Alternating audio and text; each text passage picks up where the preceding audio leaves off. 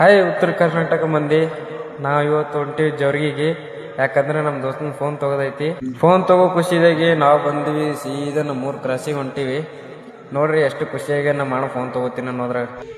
ಕಾರಲ್ಲಿ ಜುಮ್ ಅಂತ AC ಹಚ್ಕೊಂಡು ಬಂದು ರೀಚ್ ಆದ್ವಿ ನಮ್ಮ ಊರ್ ಕ್ರಾಸಿಗೆ. ಇನ್ನು ನಮ್ಮ ಪಯಣ ಜವರ್ಗಿ. 40 ಲಕ್ಷ ಬಸ್ಸಲ್ಲಿ ಕುಂತ್ಕೊಂಡು ಪಯಣ ಮಾಡೋದಂದ್ರೆ ಅಷ್ಟು ಈಸಿ ಅಲ್ಲ ಗುರು.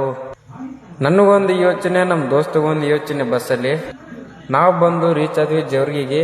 ಇನ್ನು ಜವರ್ಗಿಯಿಂದ ಸೀದಾ ಹೋಗೋದು ಮೊಬೈಲ್ ಅಂಗಡಿಗೆ. ಅಂಗಡಿಯಲ್ಲಿ ಎಲ್ಲ ಫೋನ್ ನೋಡಿ ನಮ್ಮ ದೋಸ್ತ್ ಅಂತ ಫುಲ್ ಗಾಬರಿ ಮಾಡ್ಕೊಬಿಡಲಿ. ಗಾಬರಿ ಅಂತ ಒಂದು ಫೋನ್ ಕೊಟ್ಟೆ ನೋಡಿ.